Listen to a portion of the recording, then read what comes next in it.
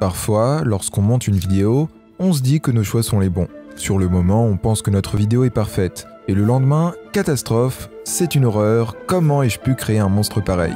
Pour éviter ça, je vais vous partager 5 astuces secrètes que j'utilise au quotidien en tant que monteur professionnel. C'est parti! Regardons cette situation. Kevin, 12 ans, possède un fond pour sa vidéo de couleur jaune. Kevin aime bien le jaune. Ça lui rappelle Bob l'éponge, son dessin animé préféré. Par contre, je pense que même Bob l'éponge ne serait pas convaincu de l'efficacité d'un tel fond de couleur unie. Pour aider Kevin, je vais vous présenter l'effet vignette, qui sera un véritable aspirateur d'attention pour ses viewers. L'effet vignette va créer une ombre interne sur un objet, ici notre fond jaune. Et comme vous pouvez le voir, c'est bien plus agréable à regarder et bien moins agressif. Comment créer cet effet? Vous pouvez le faire depuis quasiment n'importe quel logiciel, que ce soit un logiciel de montage photo ou bien de montage vidéo. Sur Photoshop par exemple, j'utilise l'outil pot de peinture pour créer un fond jaune. Je vais ensuite sur l'onglet filtre, filtre caméra raw, puis dans optique, on va baisser la valeur de notre option vignette. Sur Premiere Pro, il suffit d'ajouter un fond, ajouter l'effet couleur lumétrie et baisser le gain dans l'option vignette.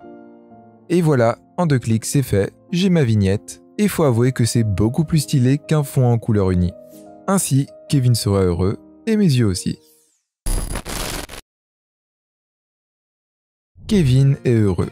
Il a un fond de vidéo super stylé, mais il souhaite maintenant ajouter un texte à sa vidéo. Il prend son outil texte, puis écrit le titre de sa vidéo. Alors, non pas que je ne suis pas consommateur de ce type de contenu, mais disons que le titre a beaucoup de soucis. Déjà, il n'est pas centré. Pour y remédier, on sélectionne notre texte, on l'aligne au centre verticalement et horizontalement, puis on le centre une fois encore horizontalement et verticalement. On pourra ainsi le modifier sans avoir à répéter la procédure et ne plus avoir à centrer à la main. Ensuite, gros problème, il est illisible. Et en vrai, c'est seulement du bon sens. Du texte blanc sur un fond jaune, ce n'est pas lisible. Les couleurs sont trop proches. Pour régler ça, on peut par exemple ajouter un contour en cochant la case contour avec notre texte sélectionné, puis en l'augmentant un peu, à 10 par exemple. Pour finir, la police d'écriture, bien qu'elle soit lisible, laisse franchement à désirer pour ce type de contenu. C'est plus trop à la mode on va dire. Prenez le temps de télécharger de nouvelles polices, sur Dafont par exemple. Je vais la changer et je vais choisir Bebasneue, ma police préférée.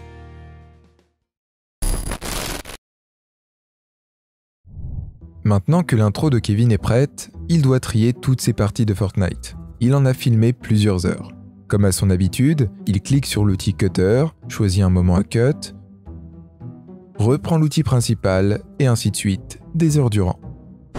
On arrête ça tout de suite, ce n'est pas du tout optimal. Je vais vous apprendre à aller bien plus rapidement.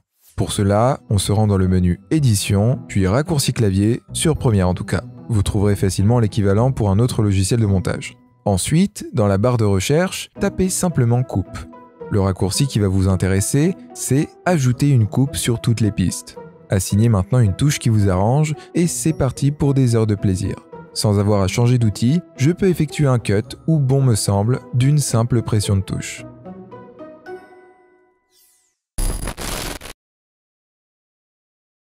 Kevin aime bien les transitions.